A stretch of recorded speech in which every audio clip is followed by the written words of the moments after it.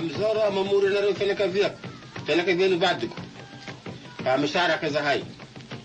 Fa teo aloha izy be voka. Ka tsy sahiko no nisaraka taminy. Amizao izy teraka. De mamory anareo fianakaviany aho manontany anareo ny amin'ny zaza. Ho niza moa ny zaza izao. Ho amin'ny rainy sa ho amin'ny reny. Tao beara tany Androia miteraka. Tokony ho tao misy andohany taon 120. Raha tsy manompo no anarana nomeny raiko aho. Anarany ray beko zany. Zay mpiady mahery fo tsy mba resy ny fahavalony. Vao teraka nefa dia nisaraka ny ray aman-dreniko. Ary neny tokony mitaiza. Gentilisa ny fianakaviako rehetra. Ary nakahala fatratra ny fivavahana kristiana. Indrindra fa le neny tokony mitaiza.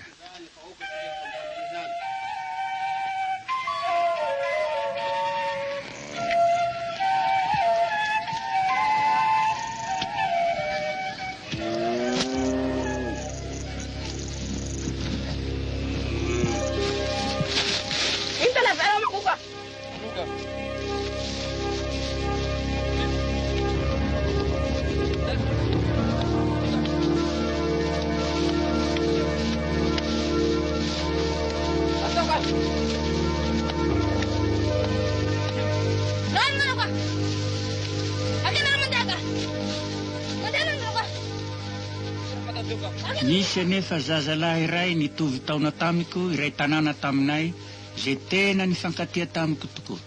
Robena no anarany. Io sakaizako io no mitarika ahy ho tonga kristiana. Nanambara tamiko zay mba fantany momba ny fivavahana kristiana izy. Sady nampianatra hira sasany koa. Ino vaovao ora? Tsy misy vaovao firy loatsy. Taibara sy hitahitao? Hita avao raha fa tsy mivaovao.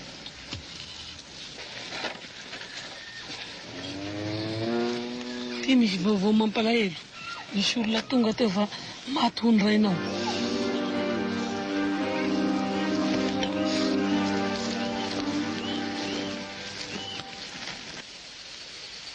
Izahay vovoka ho analahy manjakariva.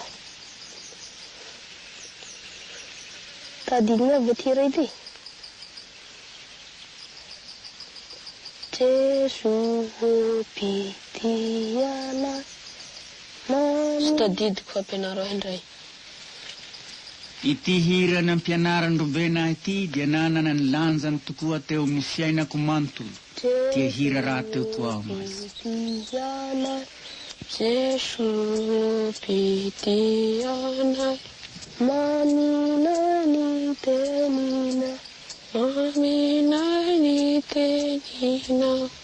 Usani fanahinay. Usani fanahinay. Famaheriana. Famaheriana. Mamiri Jesu. Mamiri Jesu. Iza zany Jesosy tia izany? Izy no zanak'Andriamanitra nalefany hamonjy ny olona rehetra. Ary anatin'izany koa atsika. Tianao izy. Ary mihoatra ny fitiavana ny ray aman-dreny antsika izany. Io ny fiangonana.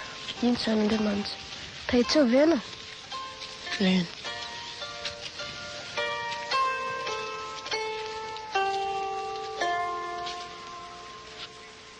Io ve ny sarin'i Jesosy?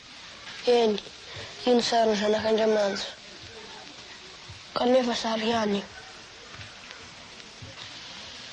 Jesu pitiana. Maminay teninao. Usani fanahina. Famaheriana. Hoaiza manao io? Ndeha hoany amin'ny Robena. Robena. Nazoto niaraka tamin'ny Robena nankany amin'ny katekista aho mba hianatra. Ary isan'ny mpianatra nandrofo. Ary tena tsaroako fa nahitako soa zany. Koto masy taminy. Tompoko, tsy fantatsay ny alehanao. Ka ataonay hoana no ahafantaranay ndalana. Hoy Jesosy taminy. Izaho lalana sy fahamarinana ary fiainana. Tsy misy olona makany amin'ray hafa-tsy ny amin'ny alalako. Raha mahafantatsay ianareo, dia mahafantatra ny raiko. Koa ary hatramin'izao dia mahafantatra azy ianareo sady efa nahita azy. Tomasy namontany lalana izay alehany Jesosy. Mbola niarakaraka tamin'iny Robena iny ihany ianao. Fitenenanao isan'andro mbola ataonao ihany miaraka amin'iny. Ary ianao tena maditra mihitsy.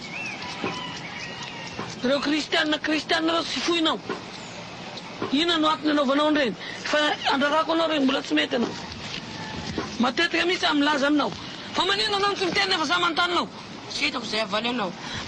Maninona tsy hisy havaly isan'andro anao efa teneniko amin'io. Maditra loatra. Mandeha ry miala ry. Tsy mahazo mihinana atao trano ato tsony ianao. Ny misakafo mipetraka azonao atao ato. Fa misakafo tsy azonao atao. Mandeha. Maditra mihitsy. Ary tena zaza maditra mihitsy iny.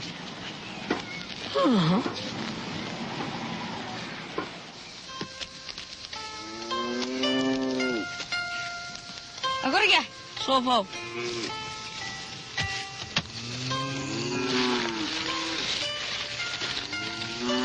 Foto-sakafo.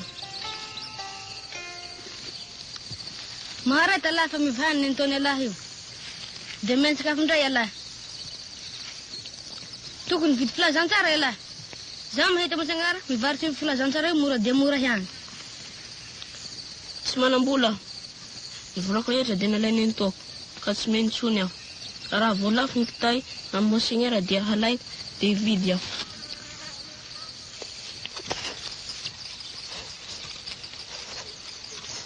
Dia vidy kitay? Hotriny ny kitay? Tahaka ny vidiny san'andro ihany.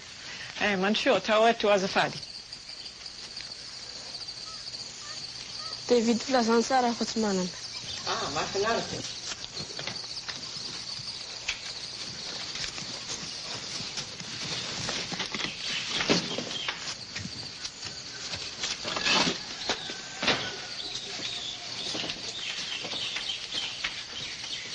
Ny vidiny kitay, eto misy filazantsara omeko anao. Misaotra tompo. Raha viana no hianatra amin'ny sekoly. Tokony hiresaka amin'ny neny toa asika, Misaotra tompo.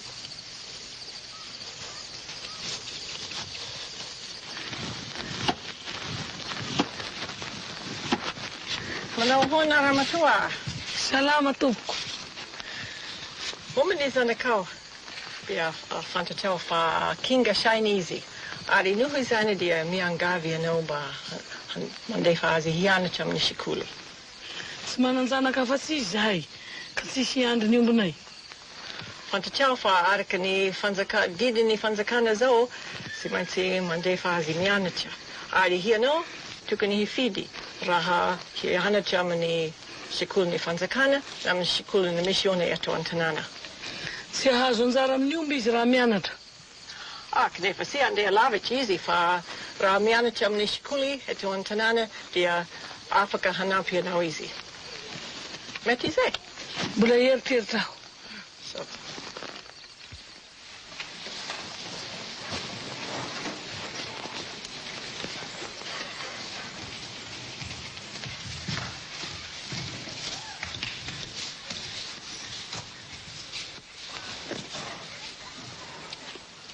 Tsara ny asany lahy.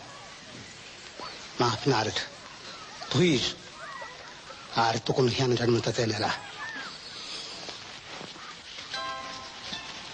Veloma alahy, maraka tsy mampakahita. Veloma. Moafaka mijanona maritra ao an-trano ianao. Andeha ho an'ny Fort Dauphin aho. Maty aho.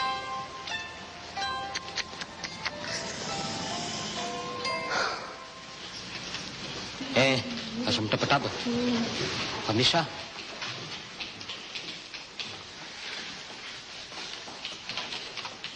Tena tsara ty.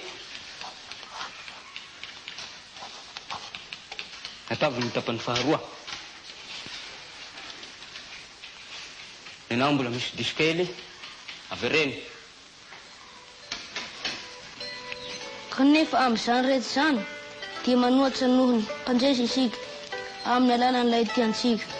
Fa matoky aho fa na fahafatesana na fiainana na ny anjely na ireo fanampahana zavatra ankehitriny na zavatra ho avy na hery, na ny ambony na ny ambany na inona amin'izao zavatra ary rehetra izao dia tsy ahasaraka antsika amin'ny fitiavan'Andriamanitra izay ao amin'ny Kristy Jesosy tompontsika. Tena mahafinaritsy misy ty ten'Andriamanitra ity. Rasimanofo! Ao an'izay? Tokony hody anao fa marary mafy neny toanao.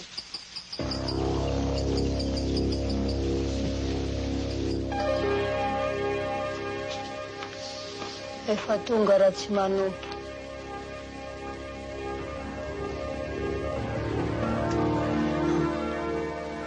Anaka, faly aho. Mianara tsara. Mizotrandro manao aho. Mamela ny heloko. Veloma, Anaka.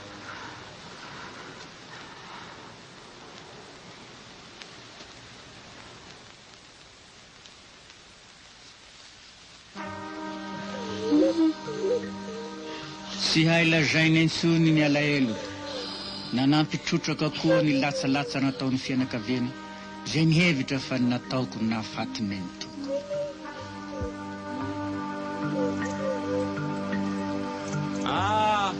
Saiko any aminao misy aho zao. Kenao indrindra ny tena tadiaviko zao.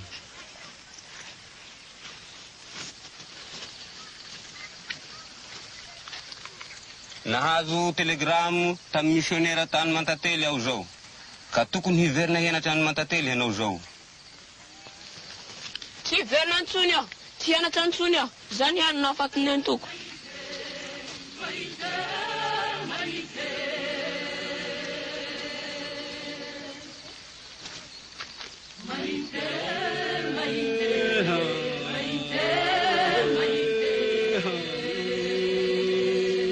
Nahoana ianareo? Hoaiza moa ianao? Mandehana ianao mela teto a. Fa avy aminao hianany nahatonga ny antoanao faty. Tsy laiko. Mba velao aho rehanatsika ny antoko. Janonao missionnaire zay tianao zay? Agny ny fidinao? Mifona aho. Mifona. Mba velao aho rehanatsika ny antoko.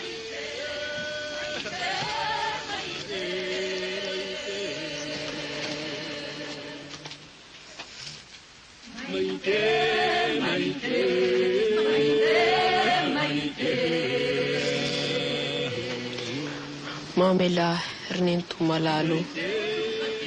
Raha nataoko nahafaty ianao dia velao aho very faty ihany.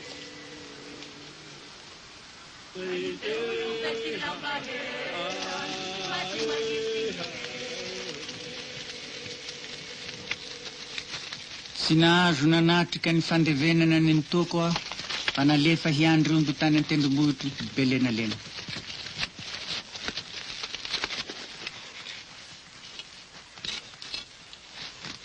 Jesu pitiana mamena ni tenina usani fanaina famaerian.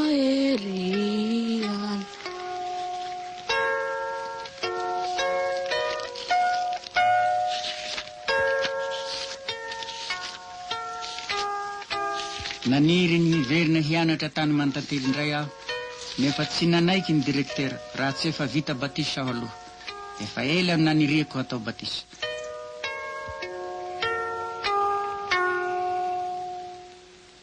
Tsy ho haiko hadinoina mihitsy ny krismasy iny zay nanaovana batisa fa tena nitondra fahasoavana ho ahy.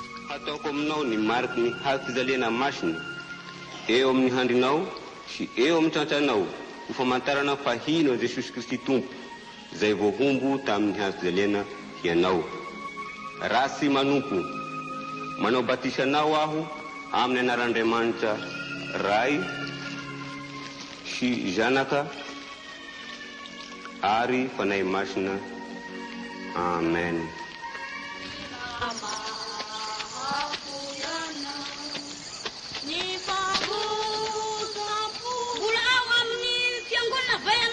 Mbola tsy ampianareva ny any amin'ny fiangonana. Ahoana? Ory.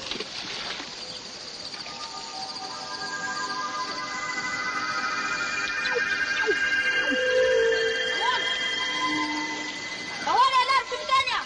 Kristiana ve ialahy? Tobihevitra aminareo ihany azahana dia tsy miteny azy.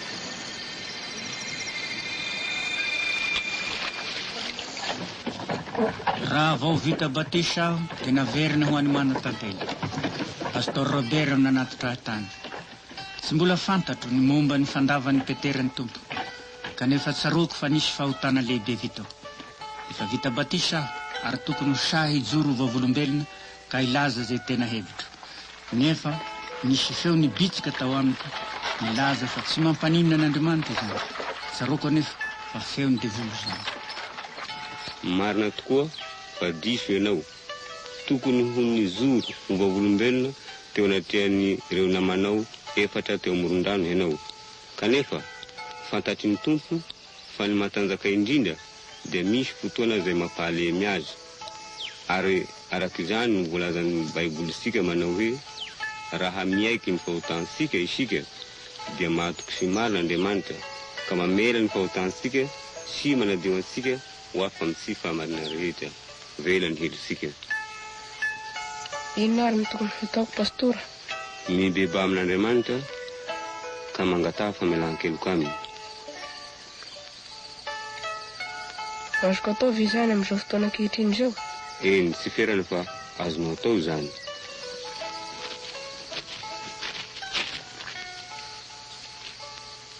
Ry tompo bendrafo nanonta ary nandana teo anatrehan'ireo zazalahy iray tanàna amiko. Mankataka aminao aho mamela ny heloko. Amen. Moa sisaroanao fa mahasiaro maivana anao zao. Eny tokoa. Nampahery ahy tokoa Pastor Robert ka nanambara tamiko ny amin'ny Petera sy ny famindrampon'Andriamanitra. Ina lesy vaovao biarana? Tsy misy vaovao. Jesu pitiana mamina ni tenina usani panaina fama eriana.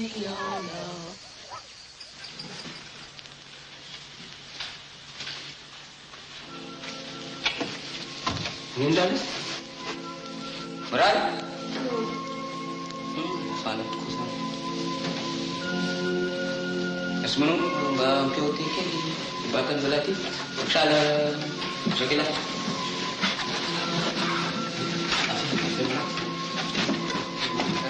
ini melah Robert.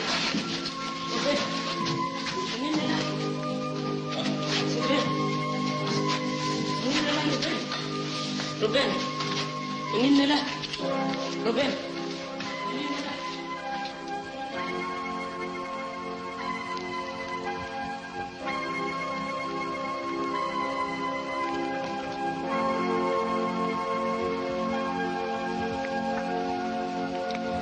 Desotsorano ianao. Hitanao ve izy? Izy? Jesosy. Tsy hitanao ve izy? Ary ankizy mahirahira eo.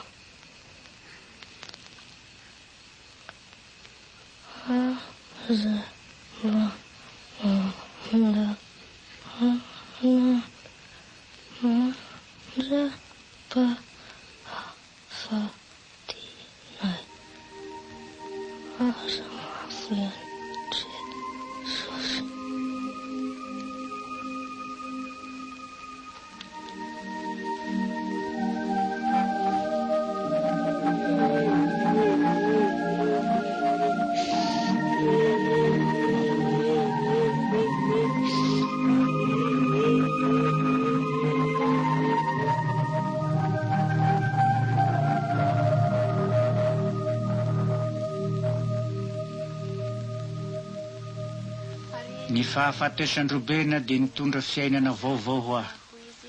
Ndray hariva raha nanao fotoam-pivavahana araka ny fanaonay zahay, dia tsaroko ny vantana tamiko ny antsy ny tompo hanao ny asany. Ary voavela ny fahotanao. Ary nandray ny feo ny tompo aho hanao hoe, izy no hirahiko, ary izy no handeha ho irakay. Dia huizaho, intiaho, iraho aho. Saruaku fa iti teni saya iti dia niasa tatu ampuku raha bula tanura ahu. Ari nahatunga ahi hanulu tena huanandria manacha. Kua henui sara. Fameti huan sui nandria manacha kua hianareo tanura. Hiasha huazi. Mangatka nao kasha hivavak. Aukay vavaka sika rehetra. Jesosy tompom-pifaliana, arotsay aminay ny fitahiana, mba hiditra ato am-ponay tsirairay izay ny teninao masina izany. Amen. Nasehon'Andriamanitra tamiko ny fahazavana, ary natsoiny aho hitondra izany ho any amin'ny toerana mbola ao anatin'ny fahamazinana eto amin'osy, indrindra eto andro.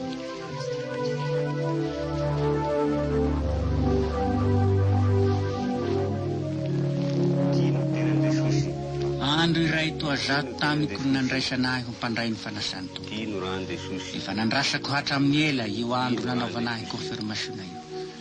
Nasainy tompo iray latabatra aminy aho, ary noraisiko tahaka ny fatidra amin'ny fomba malagasy fanaovako amin'Andriamanitra izany. Ka izy tsy hahafoy ahy, ary zaho tsy hamady gasy.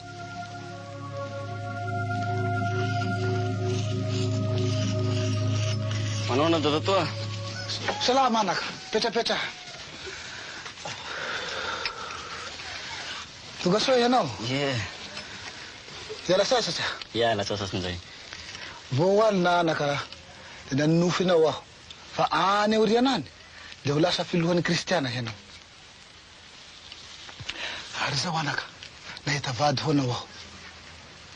Kristiana ve zay dada toa? Avorazana, be omby. Be tany ambolena. Ary zao, izy no hikarakara ny fanambadiana.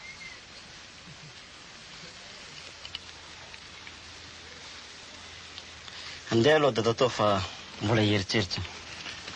Eny ary anaka.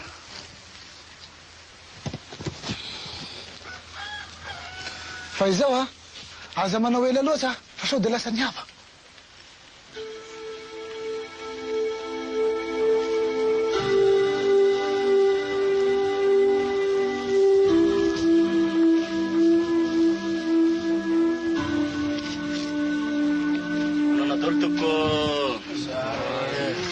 Vovô, tsy manampoa. Tsisy vovô fa tonga ela sasatra zao ihany ka.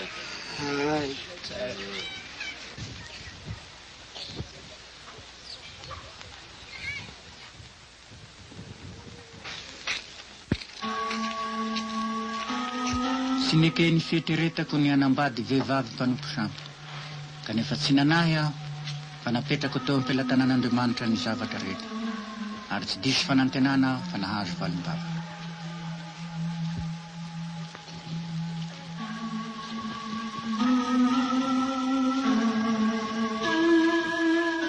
Ahoana raha tsy manompo? Tsara fa misasa tompo. Reko ny fikasan'ireo havanao hampanambady anao vehivavy mpanompo sampy. Manampy anao amin'izany aho raha tianao. Manana zanaka vavy telo izay kilasy mandry amin'ny misona aho. Rehefa vita ny fotoan'ny fianaranao, dia homeko anao ny zandrinindrindra raha tianao. Sy mitady vola, na omby, na zavatra maro. Mitadiavako aminao, dia ianao isan'ny zanako. Faly dia faly tokoa raha matoa. Ary raha sitrapon'Andriamanitra dia mino aho ho tanteraka izany. Isaotra azy. Sy mbola nahita ilay zazavavy ho vadiko aho, kanefa tsy nandà, satria no heveriko fa avy amin'Andriamanitra izany.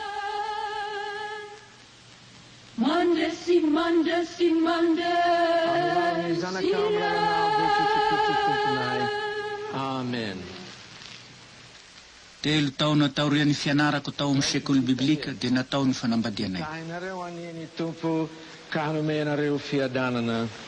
Amen. Miarahaba nao Tompo. Miarahaba nao Tompo.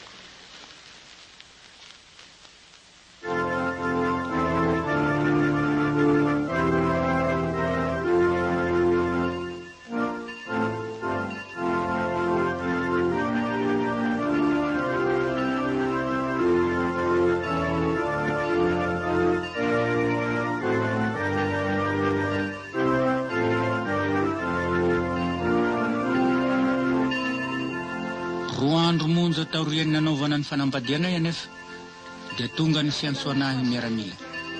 Voatendry ho an'ny manakara nanao ny raharahany sy maotiny.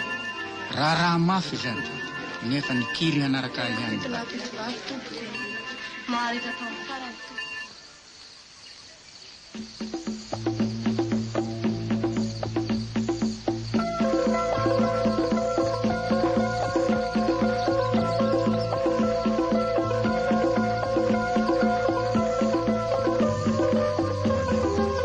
Tongotra mahery ny 300 kilometra mandalo any Faradofay, Mananteniny, Vangaindrano ary Farafanganana nataonay. Sarotra tokoa ny lalana.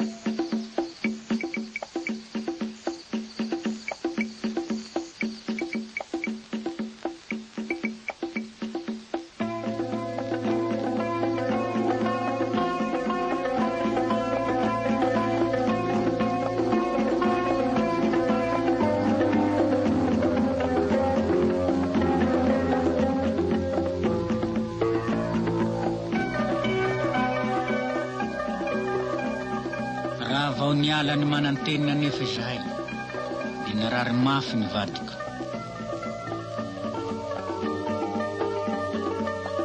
Nandritra ny alina dia nitolona tamin'Andriamanitra tahaka ny Jakobaho mba hanomezany olona hanampy ahy. Noho ny maraina tonga tokoa ny famonjen'Andriamanitra. Nisy tanora maromaro voanso miaramila tahaka ahy nanolo tena hilanja ny vadiko.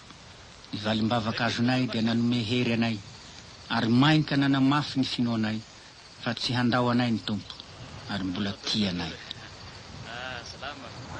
Salama anao nandia. Katata ihany ka. Salama. Mande.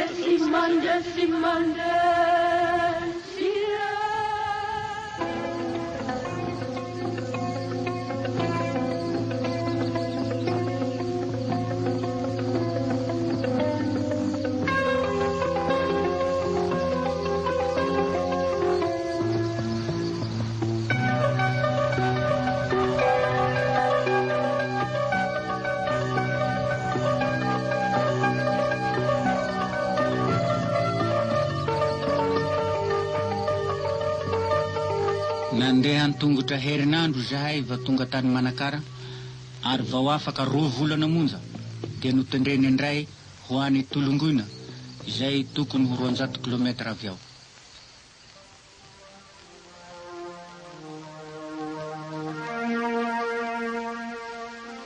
Altsoi Jehovah liako ianao ka arotsehoko zavatra lehibe sy sarim-patarina.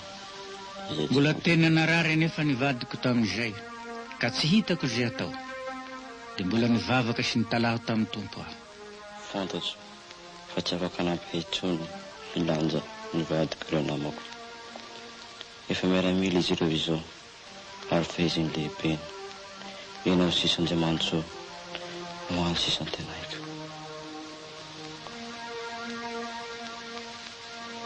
Na dia kely aza ny finoako.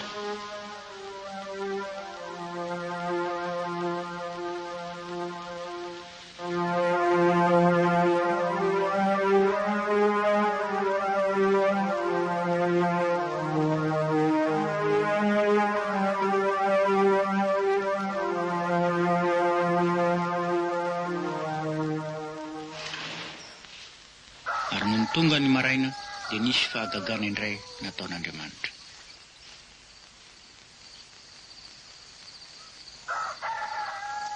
Aiza ianao?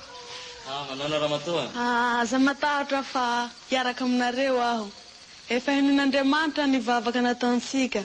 Salama tsara aho afaka mandeha. Faly aho. Misaotra an'Andriamanitra ary andesika amin'ny firenetatsika.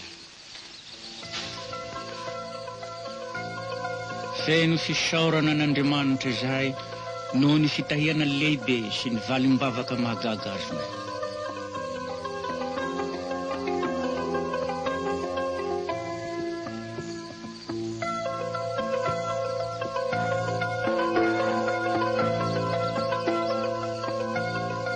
Tsy fantatro anefa izay fanenjehana mety hatramiko hataon'ireo lehibe mifehy eo amin'ny miaramila.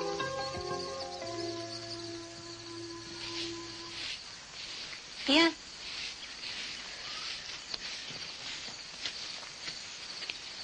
Alors, mon chéri, Comment ça ça va bien?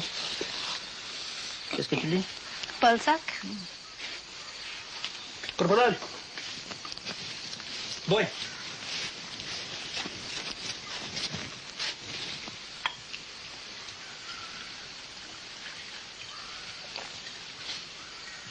Nahoana sy ty misaotra? Kristiana madama, fa tsy misotro. Zany ve? Noho ny maha-kristiana ve tsy misotro? Eny monitinao. Tsy maintsy lahy milaza an'izay anatrehako. Hafa kely. Zaho aza fa za. Ary lehibe noho ny lahy. Nefa tsy mivavaka. Ny fihavana le tsy fandrebireben'ny mampera sy ny pastora.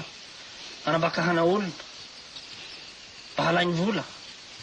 Malahelo aho fa voafitaka lahy. Tsy voafitaka akory monitinao. Fantatro izay inoko.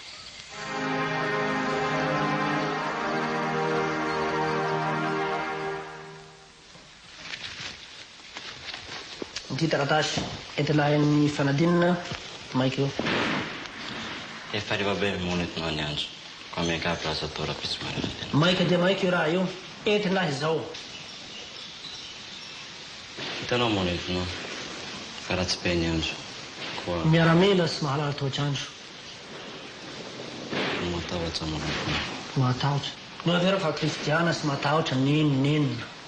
Kanefa raha tsy maharo any lahy ny Andriamanitra lahy dia entiko ity mba hirova lahy tena.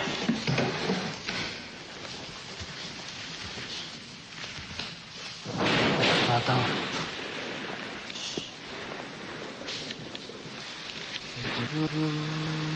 Na dia tao aza ny tahotra sy ny tebiteby dia nitodika tamin'ny tompo aho ary nametraka teo am-pelantanany ny diako. Ho sady nandeha aho no nihira. Ary raha vao nihira aho dia lasa nitahaka ary nanjary natoky azy tanteraka. Io hira io dia hira mamiko izay nohiraiko isaky ny misy mahatahotra aho. He Jehova mpiandry ahy.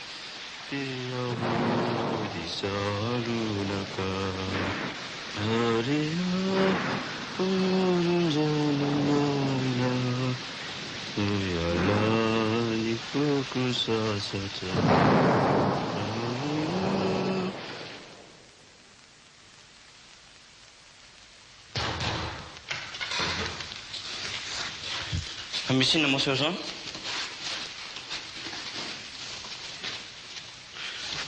Fangahy nisy nangalatra ny sakafo tamin'ny famatsiana moa sergent. kristiana zay moa sergent ka tsy mangala fa angahy sy mitovy ny vovony kristiana sy ny sy kristiana na dia afatiny anoanana zay moa sergent tsy makazatsy anay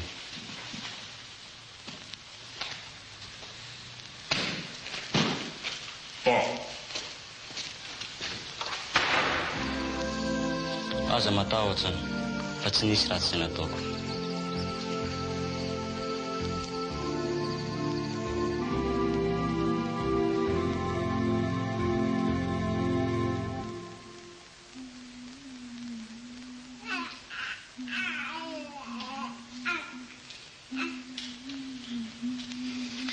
afaka sikara matoa Ay ve vita na raha miaramila tena mahafaly ahy koa izany ka fa mihoatra fady tsy minofo kely ary ovina antsika mandeha mody mino afa tsy hoela dia fody isika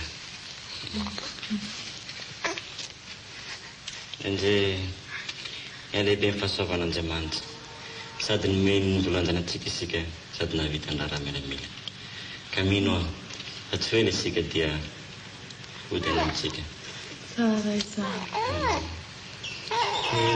izy raha vorona ento manaraka anao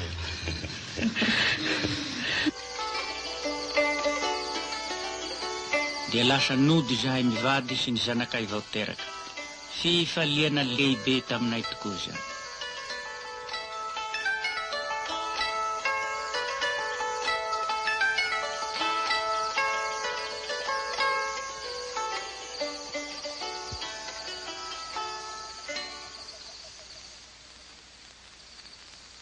rehefa nanao ny asan'ny katekista nandritra ny 3 taona dia nalefa hianatra tao amin'ny collège pastoral tao Ivory Fianaransoa. Ny foto-kevitra anankiray lehibe izay ambaran'ny Paoly ny amin'ny fanasan'ny tompo ry havako dia zao. Ny fanasan'ny tompo dia mitondra fiombonana. Dia fiombonana amin'ny Jesosy Kristy tompo sy fiombonana amin'ny samy mino. Tsara ho marina fa io fiombonana io dia hataon'ny Paoly ho tena zavatra manan-kery na manahona no tsoetsay ny mpandray izay manatona ny latabatra.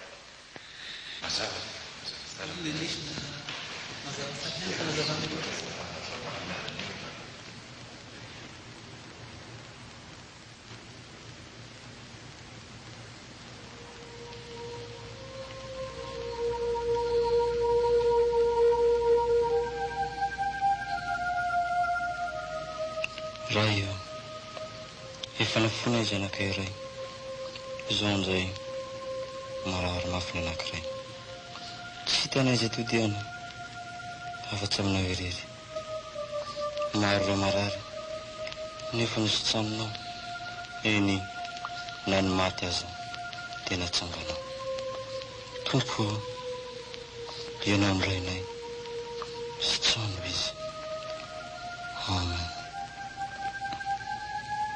Efa nataony fialanenina rehetra ka mahaizana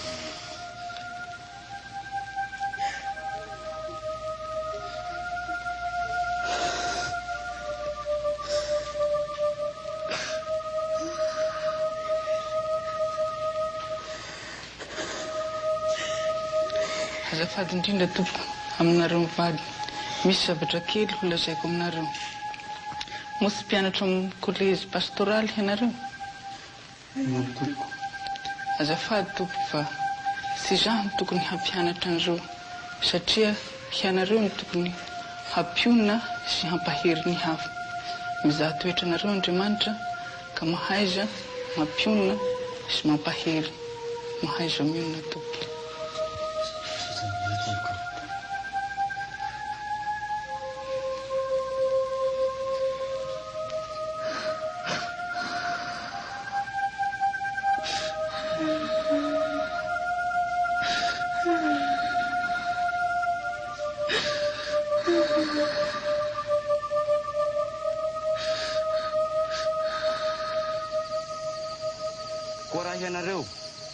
nanomana ny toriteny fanadinana farany aho akory ny hatairako raha nahazo ilay taratasy milaza ny teny ho toriko, satria niteraka adiny saina tamiko izany teo anatrehany fahafatesan'ny zanakay. Ny anjara azoko manko dia ny lioka toko 120. Ny fotokevitra dia ny hoe mamaly vavaka Andriamanitra. Ny vavaka mafy aho mba tsy ho faty ny zanakay, nefa maty ihany izy, ka moa marina ve fa mamaly vavaka tokoa Andriamanitra. Andriamanitra, ompio aho, tsy hotako ilazaina. Fantatsao fa efa nikaroka lalinao, nefa tsy manan-kambara. Koa aro-tsahy amiko ny fanahinao masina itaridalanay, mba hanambarako zay tianao hambara. Amen. Raha tsy manompo, anjaranao izao, ngavinao hiakatato. Tsy nahafapo ahy izay rehetra nomaniko ka dia norovitiko, ary ny vavaka mba hanomezan'Andriamanitra ahy ny hevitra ho toriko. Gaga avokoa ny mpampianatra rehetra sy ireo mpiara-mianatra amiko, raha nahita fa tsy nitondra fa tsy baiboly aho. Noheveriny izy ireo fa misy zavatra manjo ahy. Raha vao niakatra ny polipitra nefa dia tonga tao an-tsaiko ny fotokevitra ho toriko dia ny hoe mamaly vavaka Andriamanitra. Ary hoy zaho aminareo, mangataha dia homena ianareo, mitadiava dia hahita ianareo, dondony dia hovohana ianareo. Fa izay rehetra mangataka no mahazo, ary izay mitady no mahita, ary izay mandondona no vohana. Dia manome toky Andriamanitra fa hamaly ny vavaka izay tao aminy, koa tsy tokony salasala fa ho sahy manjakariva isika ny ngataka aminy. Manamafy izany izay ambarany Jaona toko 4:7 manao hoe, ary na inona no hangatahinareo amin'ny anarako dia hataoko izany mba hankalazana ny ray eo amin'ny zanaka. Matetika nefa tsy araka izay tokony hangatahina ny valim-bavaka. Noho izany dia mihevitra ny olona fa tsy mamaly vavaka Andriamanitra. Zao anefa nolazainy soratra masina araka ny lioka toko 1:20 manao hoe, koa raha ianareo na dia ratsy aza mahalala hanome zava-tsoa ho any zanakareo, tsy mainka avy ny ray izay nandanitra no hanome ny fanahy masina ho an'izay mangataka aminy. Manambara izany teny masina izany fa Andriamanitra dia mpamaly vavaka ary tokony hatoky sy hino azy tanteraka isika rehefa mivavaka. Ka ame ny fahotany izay manohitra sy hanambara famelan-keloka amin'izay mibebaka, hikarakarana ny marary sy ny mahantra ary ny tsy manan-kiahy, sady koa ampionina ny malahelo. Rehefa voatokana ho pastora dia niasa tao Beara toerana nahaterahako, tanteraka ny fivavahako. Taoriana dia voatendry hampianatra tamin'ny sekoly biblika.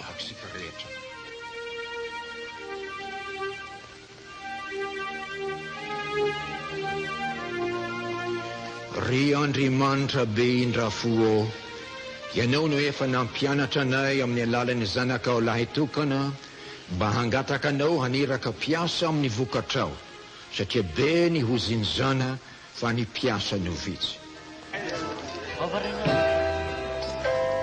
Tsy ela taoriany ady lehibe faharoa dia nitsoka ny rivo-pahafahana, ary nisy hafanampo sy fihetsiketsehana politika vaovao nitaky ny fahaleovantenan'i Madagasikara. Tsy takatry ny saiko mihitsy nahatonga ny anarako ho voaresaka tao amin'ny fivorian'ny antoko MDRM.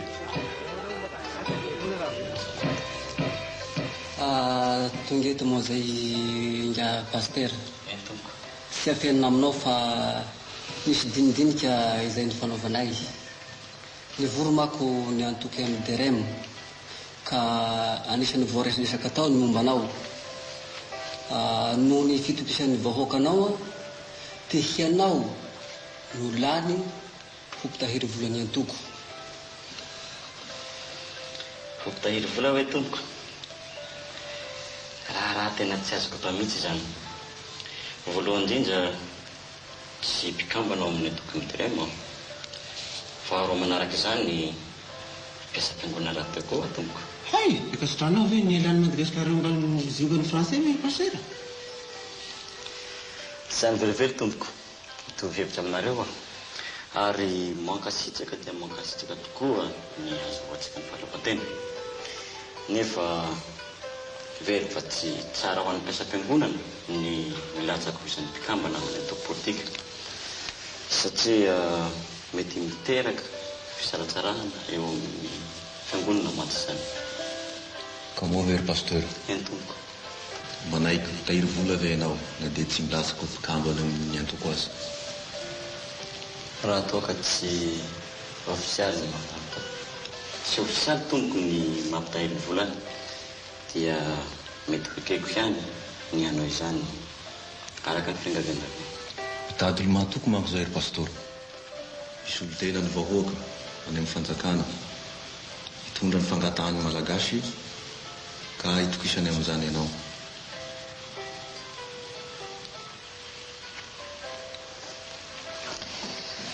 Sarotsarotra ihany tompoko amin'ny mahampitonja fiangonana ary araka izay volazako anareo dia tsy mitovy firan-kevitra avokoa ny olona rehetra eny na dia samy kristiana zao azy.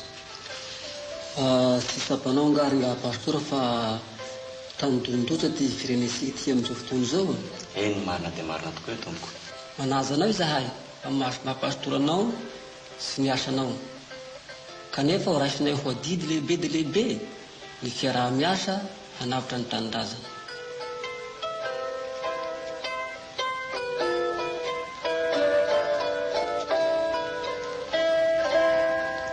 Marina monsieur le administrateur fa raha tsy manompo ny kadidany fidina sy hotena ny faritra Piansiny ho an'ny Tananarivo. Manomboka hototery amin'ny faritra rehetra atsimony Madagasikara raha tsy manompo. Enao ihany e!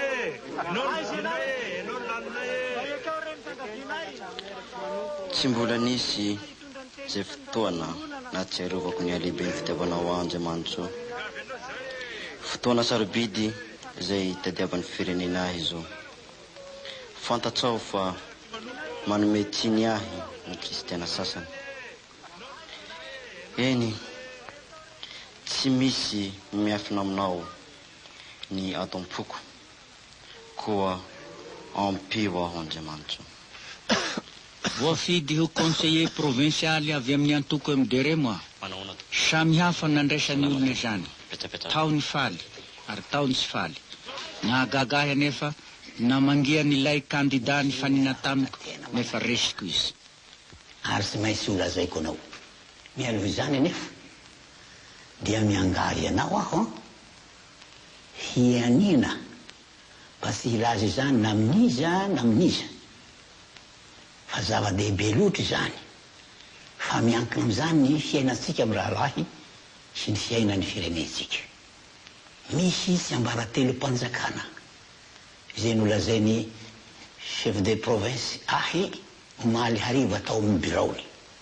Tandremo anefa mba tsy hilazalaza izany amin'olona fa raha mivoaka izany dia ho tapaka ny lohako e. Ka izany ny angaviako anao mba hianiana tsy hilaza izany na aminiza na aminiza. Tsy afaka inianao tompoko satria kristiana fa manome toky anao aho fa tsy hamoaka izao resaka izao na aminiza izay hambaranao amiko. Matoky anao aho fa pastora ianao. Noho ny mahatandroy antsika ro lahy dia atahanavitra anao aho. Ary koa hisorohana ny loza manantanina ny firenentsika. Tena loza tokoa fa namidy ndraseta amin'ny Amerikana sy ny Anglisy ary ny Afrika Atsimo Madagasikara.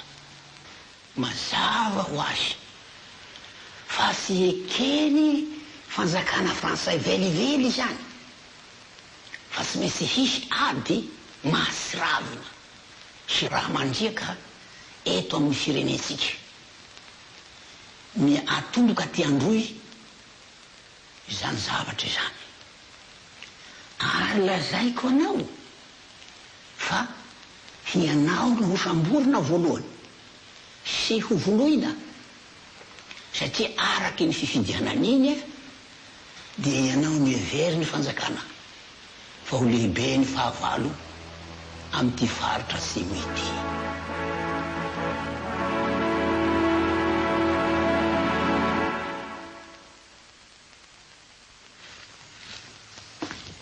Howdy tompoko. Mandrosoa tompoko. Manaona tompoko. Sary misaotra tompoko. Ao ve rapasy? Ao izy. Mandrosoa tompoko. Saotra tompoko.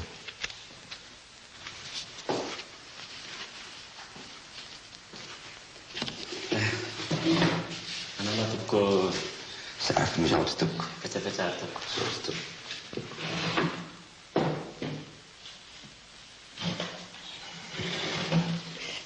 Manaona daholo sika.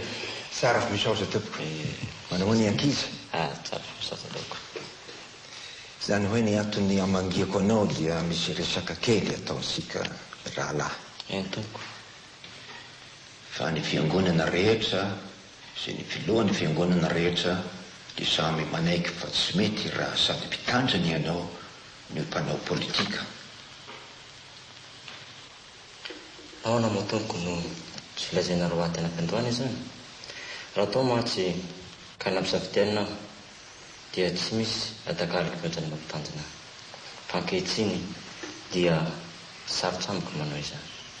Zany hoe azonao atao ny mifidy amin'izy roa na ho mpitandrina na ho mpanao politika. Mifidy hoe azafady tompoko, efa nifidiny vahoaka solon-tenany aho. Ary koa azonao atao ny miala amin'ny andraikitra ny fidianany ianao. Maharatsy laza eo anatrehany vahoaka sy ny fanjakana izany tompoko. Indrindra fa ny kristiana izay entiko. Tsy toko isan'olona intsony aho ary mampalahelo dia heveriny toy tsy manana azy tamosina. Raha toa ka tsy hametram-pialana ianao, angamba tokony hiala amin'ny mahapastoranao satria raha miandany amin'ny antoko politika anankiray ny mpitandrina dia sady ho tafintoany ny sasany no ho vaky ny fiangonana. Tsy ala mahapastora mihitsy aho tompoko. Ary io no raha nanolorako tena ho an'Andriamanitra. Tsy misy asa hafa atakaliko an'io. Nefa raha alanareo mahapastora matsy aho dia rahanareo izany. Ibraitan-drazana malaky. Diavanareo ankitan-drazana malalaky ankehitriny.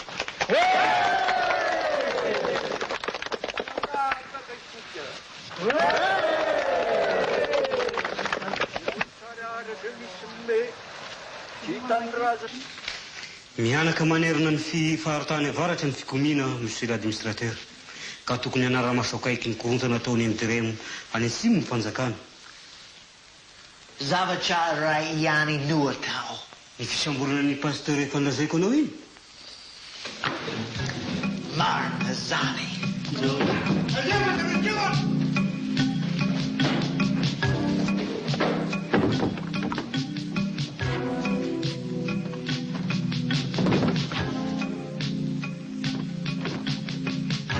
Tena tsy misy fisalasalana mihitsy ny mombanao. Hitanao amin'izao fa tena tsy misy vidiny mihitsy ilay fifidianana anao teo amin'ny fifidianana teo.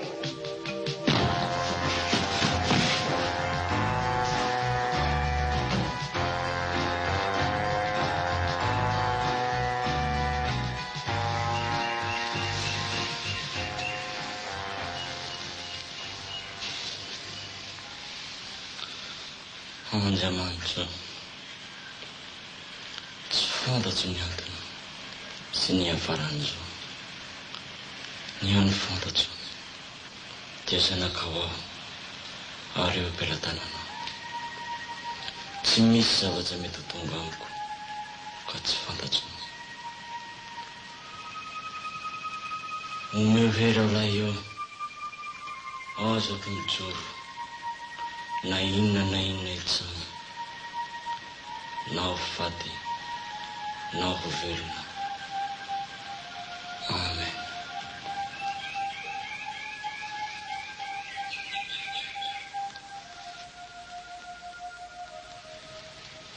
Hery eo, aoko ivavako ny dada ianao. Jesus amiko io Dada. Amen. Ino mahira tianao ry anana?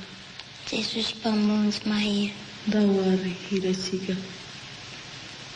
Ori Jesus mpamonjy mahira, risha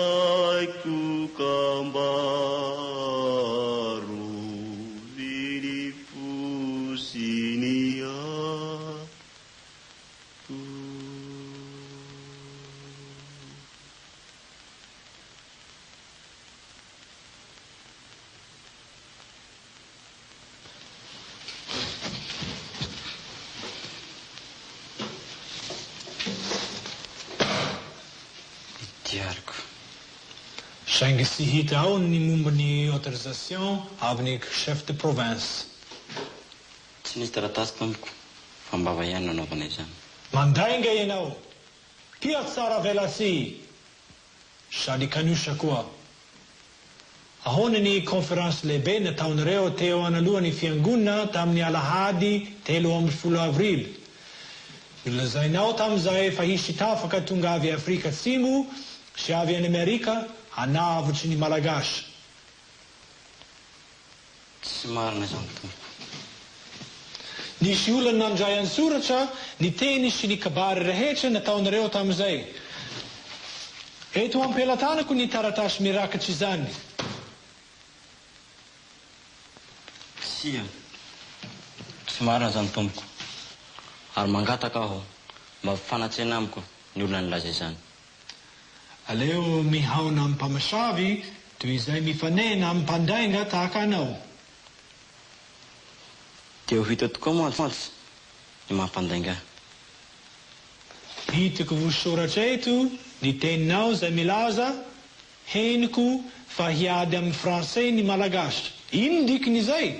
Hazavao io. Sy ndresaka heniko tany tolera tompoko. Defaly tokoa ianao mahare izany vaovao lehibe sy mahafinaritra izany. Tsia, olona tsy tiady aho, fa ampitory ny filazantsara. Pia tsara velatsy ianao, lainga avao no avoaka ny vavanao.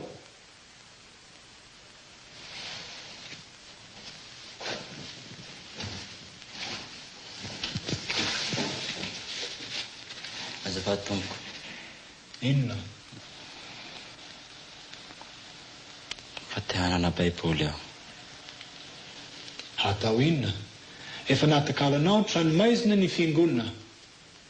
Raha kristiana aho, raha olana tia baiboly, dia ny marina no ambariko.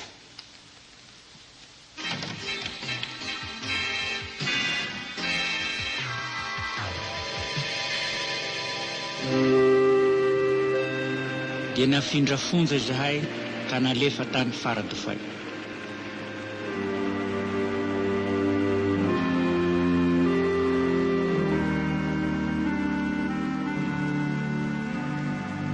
Pastoro. Ahoana zay? Afaka ampianatra soratra masina anay ve ianao? Tsy misy baiboly e. Atao ahoana ny fiainatra soratra masina? Ato ny baiboliko. Koa amin'izany satria efa nohamarinina tamin'ny finoana isika, dia aoka isika hanana fihavanana amin'Andriamanitra amin'ny alalan'i Jesosy Kristy Tompontsika. Tamin'ny alalany no efa nahazahoantsika fanantenana amin'ny finoana amin'izao fahasoavana toerantsika izao. Koa dia aoka isika hifaly amin'ny fanantenana ny voninahitry'Andriamanitra. Ary tsy izany ihany fa aoka isika hifaly na amin'ny fahoriana azy. Satria fatantsika fa ny fahoriana no mahatonga ny faharetana, ary ny faharetana no mahatonga ny fahatsara-panahy voazahan-toetra, ary ny fahatsara-panahy voazahan-toetra no mahatonga ny fanantenana. Misy gaja maro tompo miangavy amin'ny mpianatra soratra masina. Tsy azo atao izany. Ny katolika ihany mahazo lalana hanao fitopi-vavahana. Ary ny alahady ihany. Fa nahoana no ny katolika ihany no mahazo lalana hivavaka? Ny akabeazany amin'ny derem dia protestanta avokoa.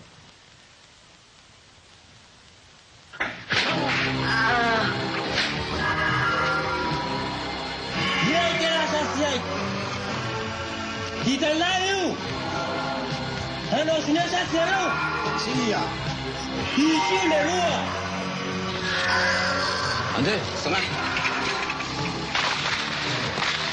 Izany napafina lalany. Pasteur ka hikomy sy ansadrany vao. Hasita lahiny. Andre!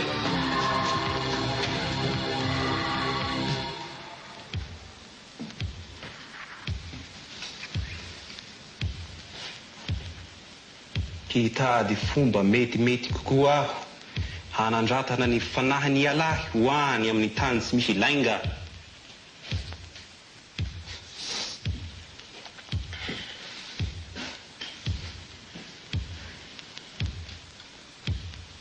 Efa vita batisy alahy. Eny tompo, Luterana. Luterana.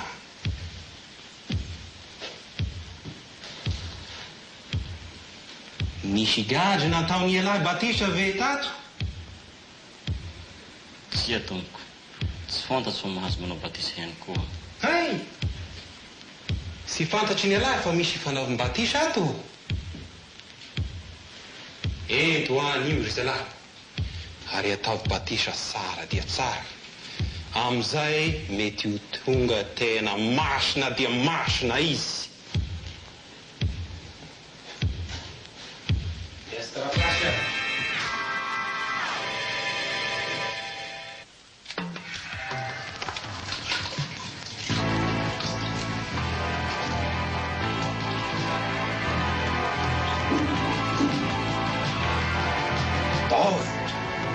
Mafy dia mafy ny fampijaliana natao anay tao an-tranomasy. Tsy haiko tantaraina ny fampijaliana natao tamiko.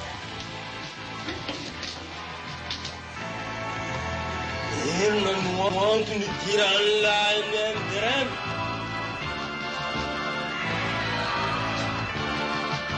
Olona mpamindra fo aho. Nefa tsy tiako ny lainga.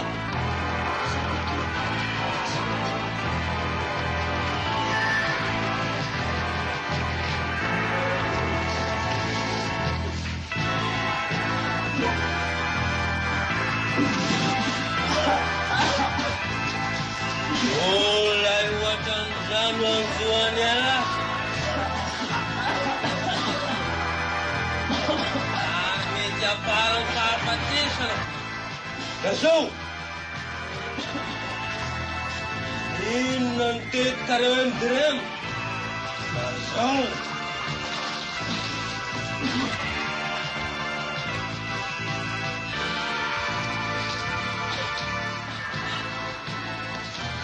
Nahoana ny fanaovam-batisa?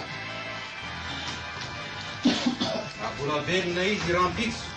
Dia rotohiziny sika ny fitadiavany ny marina. Ampidinina. Mitenena leroa! Sio leroa!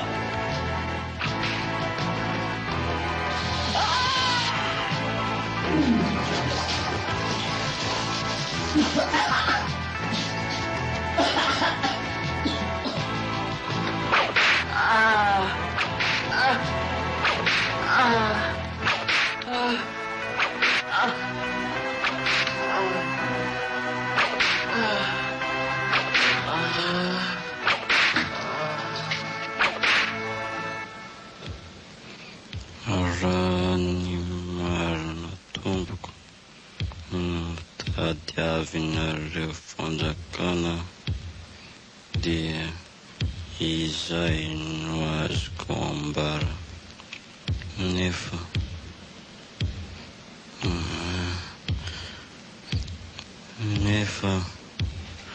raha heverinareo fa lainga izany na tianareo ilaza lainga aho dia inona moa tompoko no lanjan'izany raha tena mitady ny marina ny fanjakana.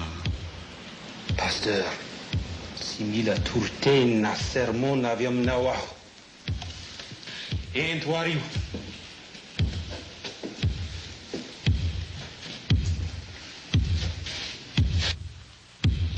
Izao no tsapako ny songadina raha mbola tao an-tranomaizina. Andriamanitra ny tompony fiainana sy miaro azy. Tsy misy zavatsoa mihoatra noho ny vavaka. Voafetra ny fotoana azo antsika manompo azy. Sy lany hamamiana ny tenin'Andriamanitra.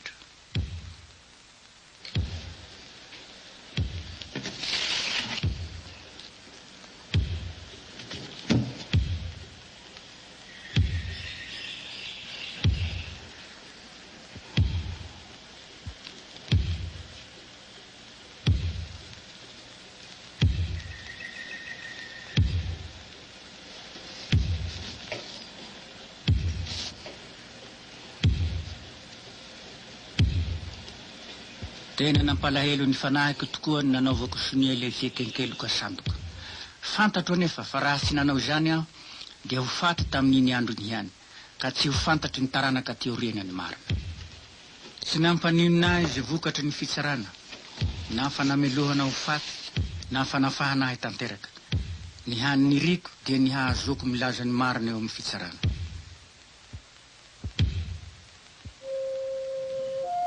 Nihatsara ny fitondrana anay tao an-tranomaizina, sy nampanaovana na inona izahay, ary nifankahery tamin'ny resaka. Ny saotra ny tompo no ny hery ny panahy sy ny fahasalamana nomeny anay.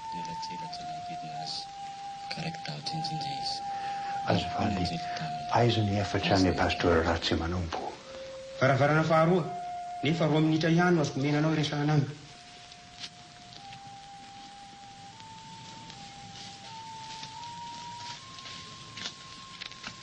Arahabo fahatratra ny Krismasy era-pasy. Arahabo. Manahoana ny fahasalamanao? Tsara fa misaotra tompoko. Ary tsy fantatro Krismasy ny andro raha tsy ny feon'olona no amantarana izany. Nentiko fanomezana roa ho anareo rehetra eto. Ny voalohany dia bola ao amin'ny chef gardien-ry. Ny faharoa dia ao am-poko. Misaotra indrindra tompoko. Ary momba ny voalohany, misy baiboly sy fihirana maromaro ho anareo rehetra. Misaotra indrindra tompoko. Momba ny faharoa, nangataka fotoam-pivavahana ho anareo efa ela. Tsy nekeny fanjakana mihitsy. Taoriana hoe izy, eny, azo atao, mahazo manao fotoam-pivavahana isa maraina. Ary mamaky baiboly sy mandinika soratra masina isa maraina nareo rehetra.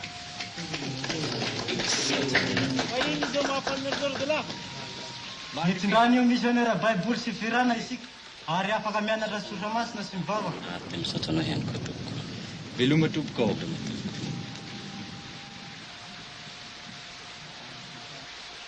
Araka izany zalahy, dia ho avy eo ny Baiboly sy ny firana ho antsika. Tompoko. Ina zay.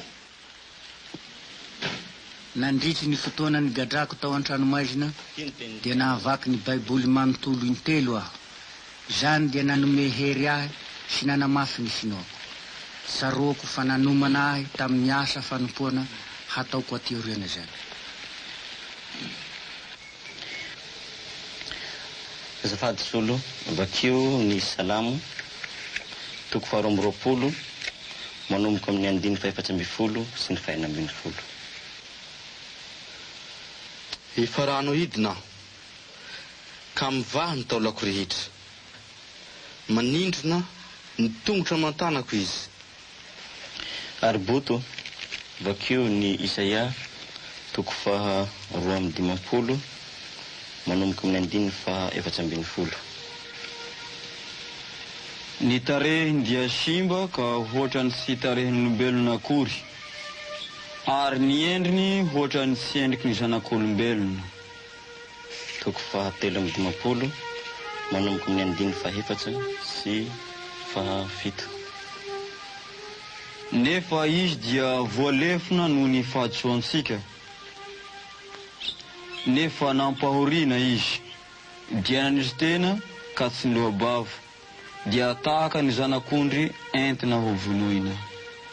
Ary rehefa nahatanteraka izay rehetra voasoratra ny amin'i Jesosy izy, dia nanaisotra azy tamin'ny hazo ka nandevina azy tao am-pasana, fa Andriamanitra kosa nanangana azy tamin'ny maty. Fa izany lehilahy izany no utoriana famelan-keloka aminareo, ary ao aminy no anamarinana azy rehetra mino ho afaka amin'ny heloka rehetra.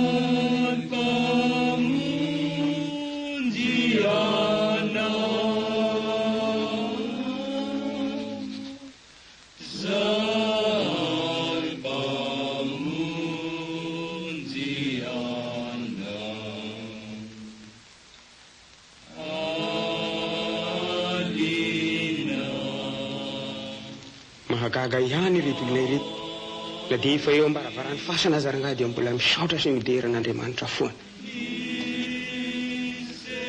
Ao anatin'ny fahalalahana isika, tsy mba mieritreritra an'Andriamanitra, nefa tokony eritreritra ihany isika.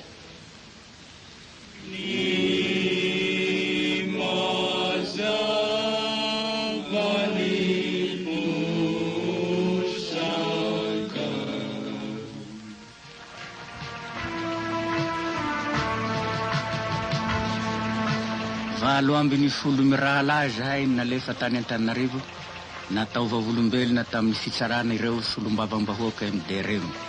Tsy nety natao fiasana hanamelohana ny mpiray tanindrazana taminay anefa zahay fa ny marina amin'ny ambaranay.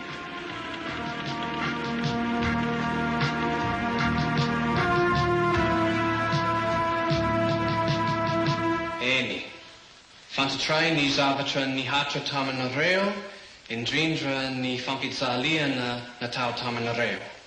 Efa nanatana ny manampahefana izahay mba hitsahatra izany zavatra izany. Saotra indrindra tompoko. Mba afaka mandray fanasana tompo ve zahay tompoko?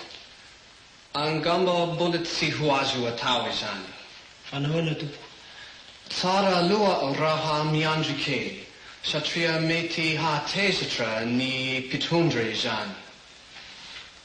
Tsy dia mampaninona anay zany tompoko, satria efa fantatray araka izay nihatra taminay fa tsy tokony hatavitra izay zavatra mihatra aminay izay ataon'ny fanjakana. Fa ny zava-dehibe tsy mahatafandromandry anay izao dia mikasika ny fanahinay. Araka izany tompoko dia maniry izahay ny handeha ny fanasan'ny tompo. Malahelo aho fa tsy misy zavatra mbola azoko atao ka mametraka veloma aminareo aho. Eny tompoko. Veloma tompoko. Hoy ny tompo, izao no atao fahatsirovana ahy. Nolazaina fa ampikoa misy olon-dratsy zahay, ko noheverina fa tsy mendrika ny hiray latabatra amin'ny tompo. Rehefa avy nandiny tena tsara nefa zahay, dia nandray ny fanasan'ny tompo, ary niasa mahery tao am-ponay izany, ka nampahatanjaka ny fanahinay. Tiany tenan'i Jesosy. Enina ny mpikambana tao amin'ny Emideremo no voaheloka ho faty, tahaka ny latsaham-baratra Madagasikara ray manontolo nandre izany. Tiany tenan'i Jesosy. Na dia mafy tokoa aza ny nanjo ahy, ary sarotra hadinoina, noho ny maha kristiana ahy anefa, dia mamela ny heloka izay rehetra nandray anjara tamin'ny fanenjehana sy ny fampijaliana ahy aho. Ary tiany ranon Jesosy.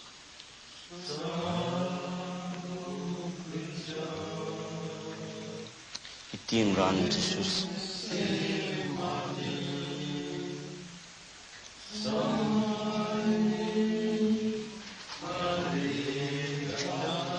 Tiany ranon Jesosy.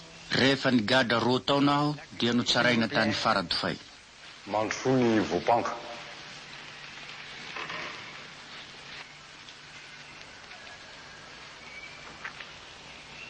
D'après les affirmations contenues dans votre déclaration, dûment signée par vous, vous admettez avoir été au courant de cette rébellion organisée dans le Sud.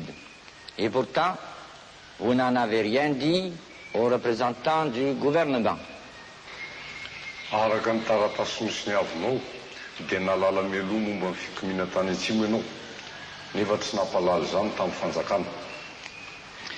De plus, vous étiez non seulement un partisan fort engagé, mais même un des principaux dirigeants du parti MDRM.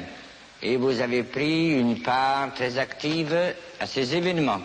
Ary noho manisan'ny filohanao tao amin'ny antoko MDRM dia nanana anjara lehibe tamin'izany fikomina izany ianao. Tompoko lahajaina, laviko avokoa zay rehetra voasoratra ao anatin'ny taratasy ny soniaviko iny. Monsieur le Président, je dénie tout ce qui est écrit dans cette déclaration que j'ai reconnu avoir signé. Pourquoi avoir menti?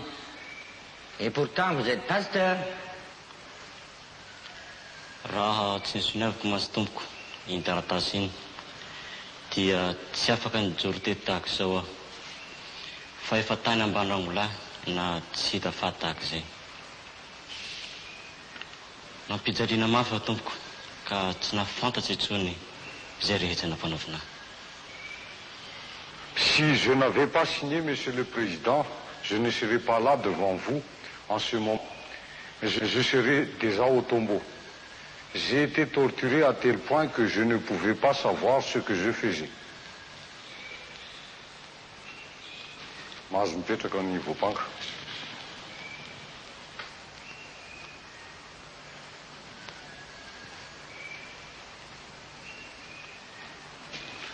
Le témoin, s'il vous plaît. Mandrony vavolombelona. Monsieur le Président, mijoro eto aho satria mpiara-miasa amin'ny pastora tsy manompo aho ary araka ny maha-kristiana ahy sy maintsy ilaza ny marina aho.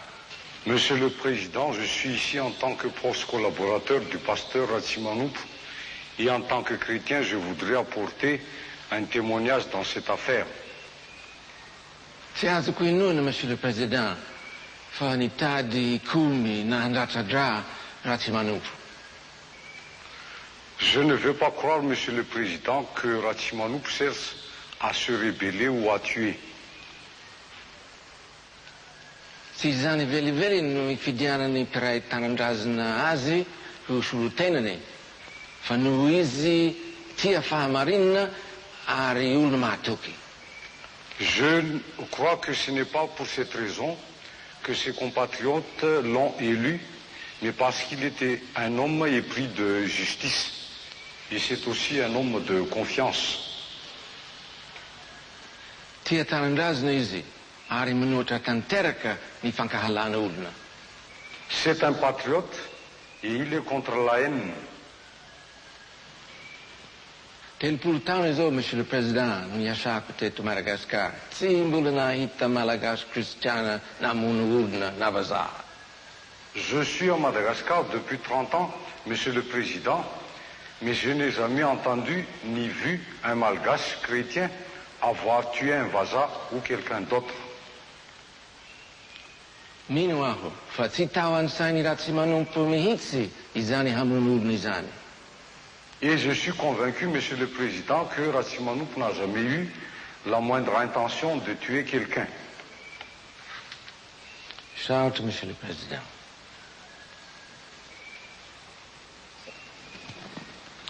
L'accusé, s'il vous plaît. Mantoufoni Vopank.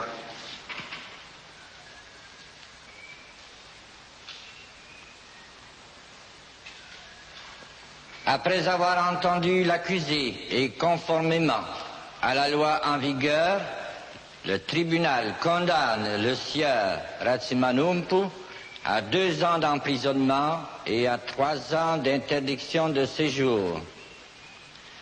Rehefa noenona ny tenin'ny voapanka ary fampiarana ny lalàna manan-kevy ny fitsarana dia manameloka an'Andriamatora Ratsimanumpu 2 taona an-tranomaizina ary 3 taona an-tsesitany.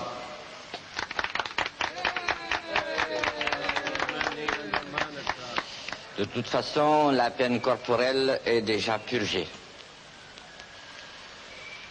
Ny sazy an-tranomaizina dia efa vitany.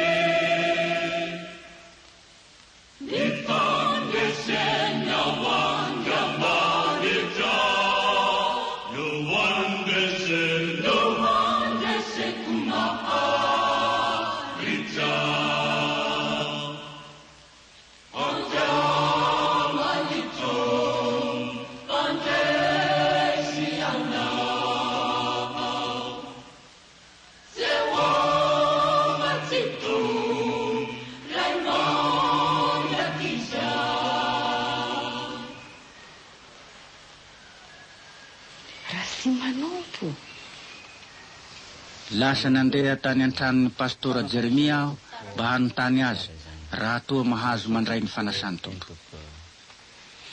Tsy tia misionera izy sady komunista.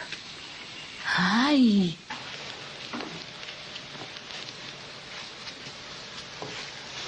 Ty tompoko ny masaka. Misaotra indrindra tompoko. Sarako. Iarabanao, pastora, afaka somatsara tany an-tranomaizina ianao. Misaotra indrindra tompoko. Ary miala tsiny zahay raha toa ka tsy afaka namangy anao tany tamin'ny reny fahavoazana nanjonao reny noho ny fahasarotany ny vanim-potoana tamin'iny fotoana iny. Tsisy tsiny tompoko.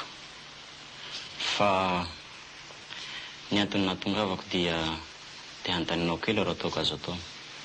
Eny tompoko. Zany hoe moa ve mbola azoko atao ny manjay ny fanasan'ny tompo? Renay tokoa ny fampijaliana zay nahazo anao tao an-tranomaizina sy ny asa lehibe zay nataonao ary ny fijoroan'ny finoanao.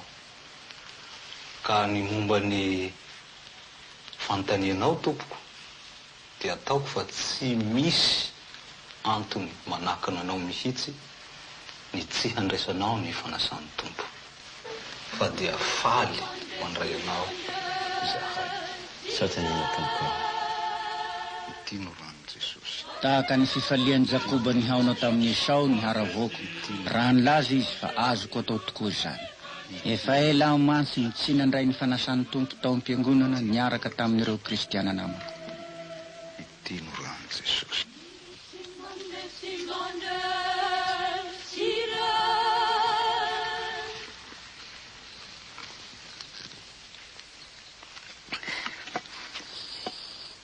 Telo ny vita ramatoa. Eto ve isika no mipetraka mandritra ny 3 taona Masestana? Oh, trano kisoa. Jereo fa nadeha kisoa aza tsy tamanato. Tena andosy izy. Mbola matahotra ny hampiatrano antsika ny olona. Aleo matory eto an-tokotany aloha. Taoko fa mety zany. Ary mino aho fa hanome trano tsaratsara kokoa noho izao Andriamanitra.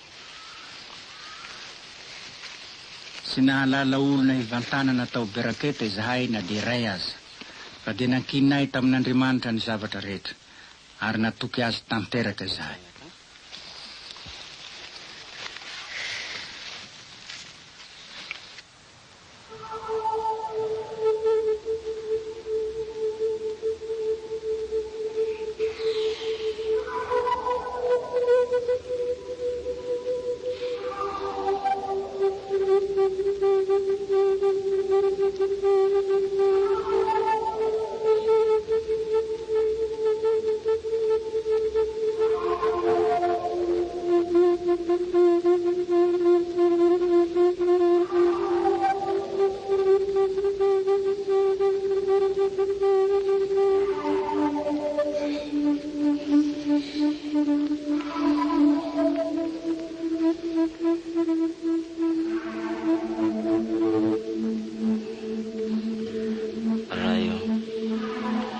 Mangatsika be ny andro.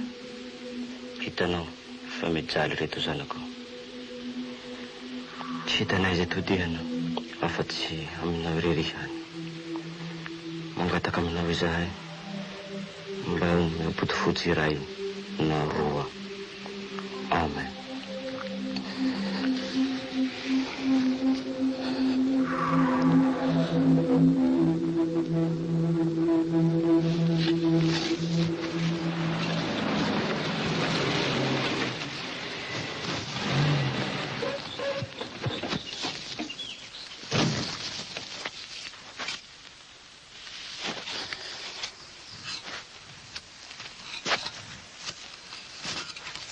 Manahona tompoko. Manahona ianao rapasy? Tsara fanosavy tompoko. Avy mamboly ianao? Mahafinaritra ny voly. Voatelo volana zao kanefa efa maniry tsara. Ary mino fa vokatra zao noho ny fitahinan-Andriamanitra. Izay. Ny mpiasa am-piangonana miova ho mpamboly izao. Taoko fa asa fanompoana daholo zany tompo. Izay tokoa. Mahasoatra ny tompoko. Saotra, angamba haty? Eka. Akory ny vady amin'ny zanakao? Tsara daholo zay tompoko fa ny zanakay anankiray ny tsy salama ka. Tsy salama? An'izao ramatoa tonga azy amin'ny hopitaly. Kay ve? Eny tompoko. Mangasiaka ny andro izao. Tena mangasiaka. Ka niresaka izahay ao an-trano, angamba ilainareo aty ny body fotsy roa. Hanampy amin'izao andro mangasiaka izao. Misaotra indrindra tompoko. Vao alina zahay no vavaka nangataka tamin'Andriamanitra body fotsy roa. Mahagaga fa novaliany ny atakay. Ary mino aho fa Irakan'Andriamanitra tokoa zao fa tonga vanao eto izao. Fa dia misaotra indrindra tompoko. Misaotra an'Andriamanitra isika fa izy no tena mpanome. Izy mahay mamaly vavaka. Ka anazy ny dera.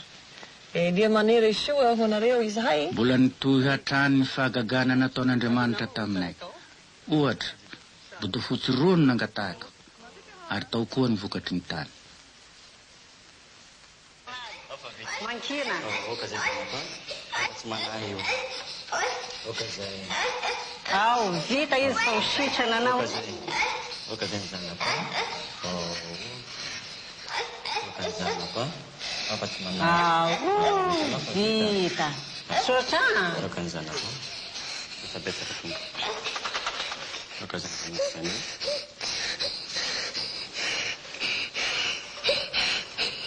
Eny anaka. Na dia zaho koa ny dia mahatsiaro mangifiry. Zao dia mahatonga hahatsiaro ny fangirifiriana tokony tsaroana Andriamanitra raitsika raha nahita ny zanany maty teo ambony hazo fijaliana izy. Eny anaka. Mitondra faoriana mangidy fijaliana betsaka tokoa isika. Koa hemy tsara izao ten'Andriamanitra izy. Ataoko fa ny fahoriana amin'izao andro ankehitriny izao dia tsy tokony hoharina amin'ny voninahitra izay aseho amintsika. Izany zanako, tetsika ote.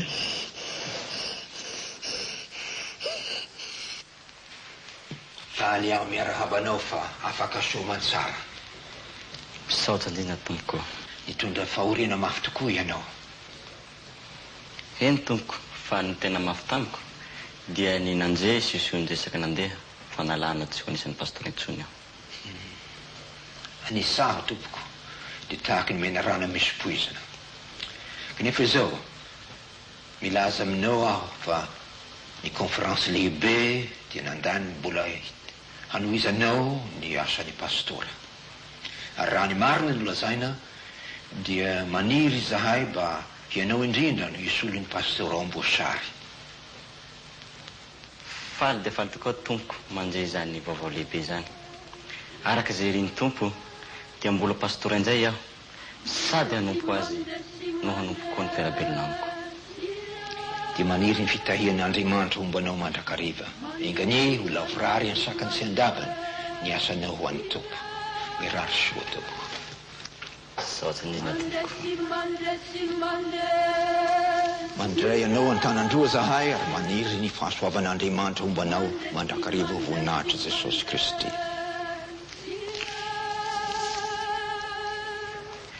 Ry fiangonana malala amin'izao fotoana izao ny fifaliako dia lehibe noho ny anareo. Andriamanitra no efa niantso ahy indray hiasa eto. Tsy ho takatry ny sainareo ny halehibe ny fahafahako ao amin'ny Kristy amin'izao fotoana izao sy ny fahafahako ara-batana rehefa tsy nanana izany tao anatin'ny taona maro. Amin'ny mahapastora ahy dia omeko toerana lehibe ny fampianarana ny soratra masina. Tsy ho tonga any an-tranonareo aho sotro kafe fa ny famangena ataoko dia ho fitaizam-panahy sy fampaherezana. Nefa tsy ho vitako avokoa ny famangena rehetra fa hanoro hevitra anareo aho mba hahazoho anareo manao izany asa zany koa. Heveriko fa zava-dehibe amin'ny mpitanjona ny fanambarana sy ny fampianarana ny tenin'Andriamanitra. Ary farany tokony hiara-hiasa hanao ny asa fanompoana isika rehetra. Ny zavatra voalohany nataoko dia nanokana fotoana isan'andro hivavahana amin'Andriamanitra. Ary dia nanomana lohorona hiara-miasa hatanteraka ny laminasa isan-karazany momba ny fitoriana ny filazantsara. Tokony fidipitarika ianareo izay tokony tsara laza amin'ny fiarahamonina. Olona manam-pitiavana mahay manitsy tena ary mijoro manjakariva amin'ny fahamarinana ka afaka manampy sy miara-miasa amin'ny pastora. Tokony hamangy isa-tokantrano zany mpitarika ny fidinareo zany, indrindra rehefa misy marary sy donam-pahoriana ary tahaka ny olona izay mila fampaherezana. Manaona zao fahasalamana Ramatoa? Dia efa manomboka mihasalama tsara izy Rapasy. Misaotra anao tonga aty aminay, mamangy sady mitondra fampaherezana ho anay. Tompoko, misaotra indrindra tompoko. Ono aho Rapasy io. Tompoko. Raha oviana mba hisy fiangonana eto aminay. Miankina aminareo ihany tompoko, ary araka izay nolazaiko taminareo dia tokony hifidy mpitarika anankiray nareo, ary zany mpitarika zany dia tokony alefa nareo naraka ny fampianarana Soratra Masina ny Amboasary. Misy ny fotoana iarahana mandinika ny Soratra Masina kanefa matetika dia vitsy tokoa ny olona tonga. Ka inona pastora ny tokony atao? Ka tsy nanao izay araka ny lazaina taminareo ny nareo ranaivo.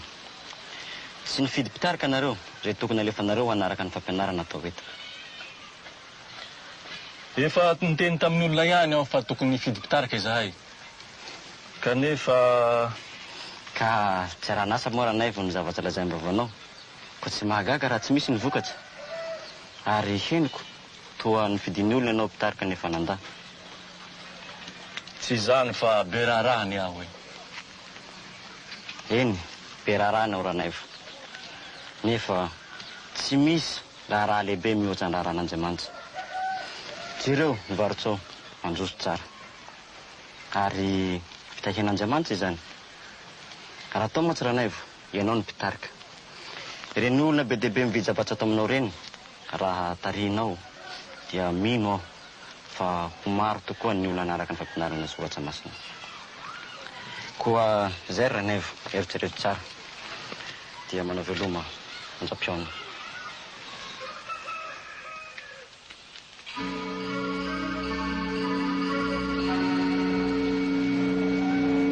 Ranaivo, azafady, ahoana ny amindreo mpiara-miasa, mpiray tanàna nefa tsy kristianina?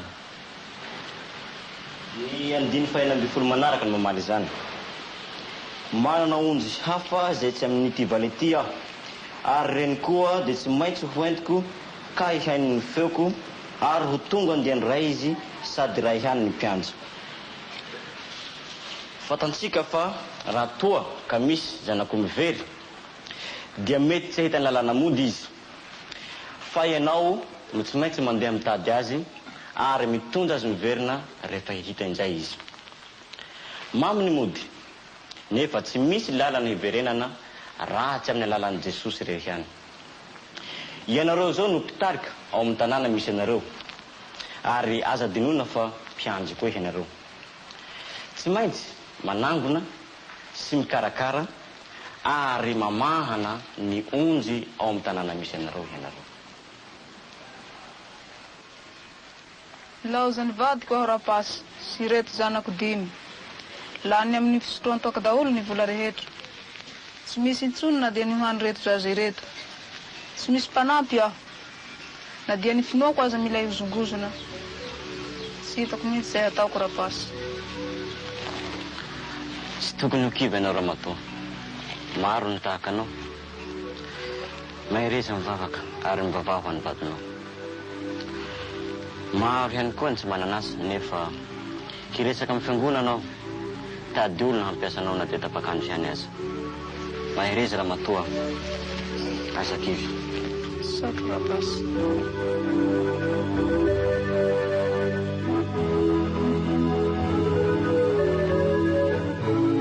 Tsy aomby ny fiangonana satria ny hamaro ny mpivavaka. Noho izany, betsaka ireo tsy tafiditra fa nijoro tany alatrano sy nitangorona teny ambaravarakely.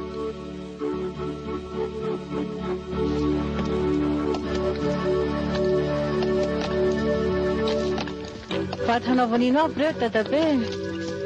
Vaty hanamboarana ny fiangonantsika io ana. Andeha koa ianao manampy eo.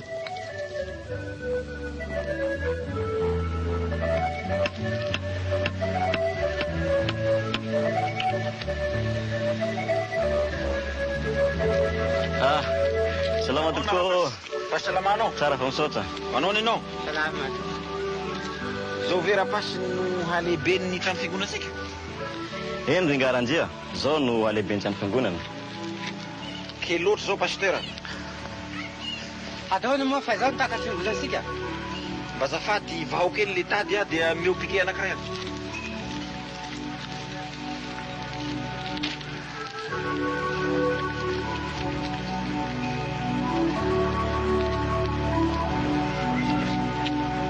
Aiza le piqué teo?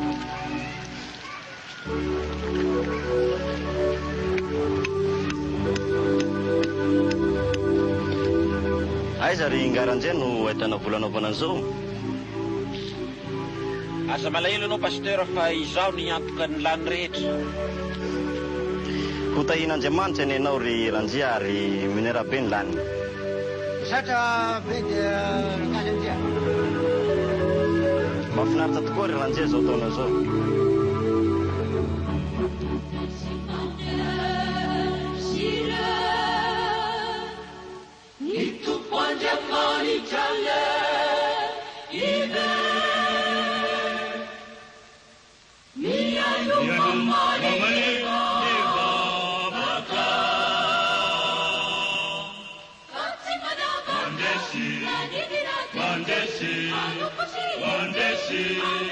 Mandesi,